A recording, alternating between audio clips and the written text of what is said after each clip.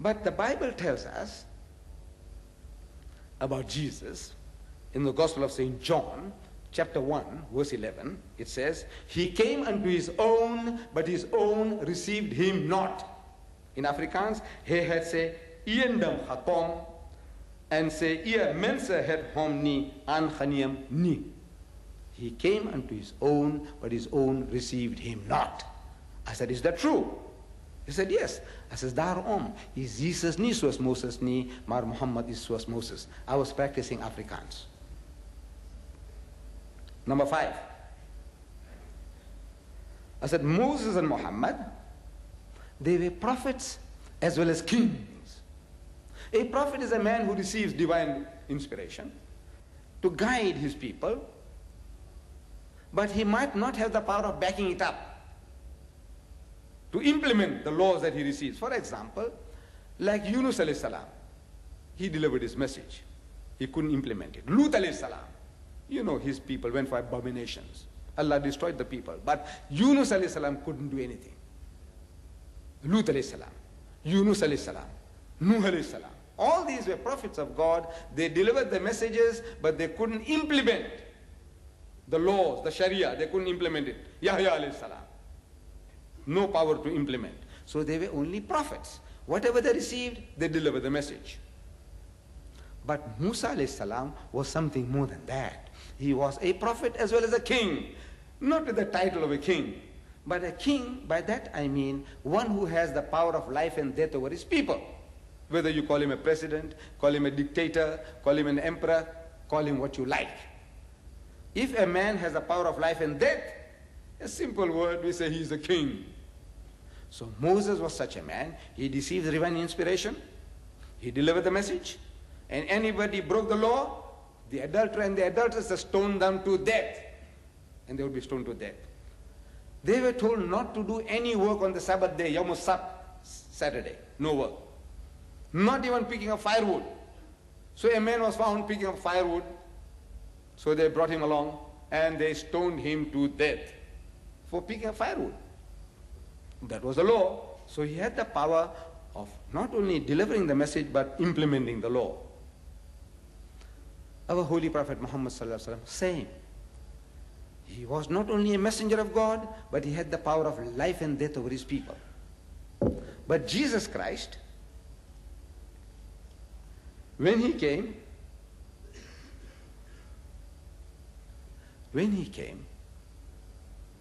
and he was confronted by the Romans, the Jews implicated him, and he was brought for trial for treason. That was the trial, was for treason against the state, that this man is trying to pervert the nation, trying to create turmoil in the nation. So Pontius Pilate, the Roman governor, questions Jesus. He says, art thou the king of the Jews? Are you the king? So Jesus says, thou sayest. That's what you say. So he said, am I a Jew to say that? But when he was questioned, pressurized further, he says, my kingdom is not of this world.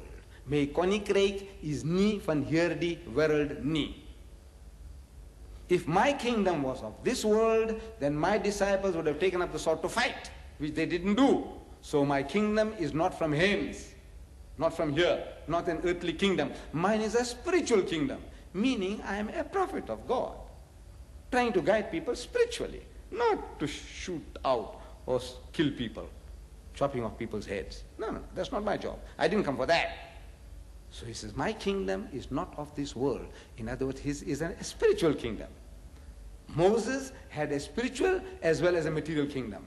The Prophet Muhammad also had a spiritual as well as a material kingdom. Jesus had only a spiritual kingdom. He was only a prophet. Is that true? So Dumini said, yes. I said, therefore, Jesus is not like Moses, but Muhammad is like Moses. Number 6. Moses and Muhammad, they brought new laws and new regulations for their people. Before Moses, the Jews didn't have the 10 Commandments. They didn't have a comprehensive law. They knew certain things about good and bad. They knew about God Almighty, but they didn't have a law. Hazrat Musa alayhi salam gives them the 10 Commandments. And he gives them the laws of ceremonial law about purity, what is pak, what is napak, what is pure, what is impure, what to eat, what not to eat, and every little minutest detail, which they didn't have before. New law, new regulation. The Arabs before Islam also had no law. They were absolutely a barbaric people. A nation that buried the daughters alive. They married the stepmothers. These Arabs, before, in the Ayyamul Jahiliyyah, the days of ignorance before Islam. Drunkards, adulterers, gamblers, fratricidal wars over little things. They were fighting for decades.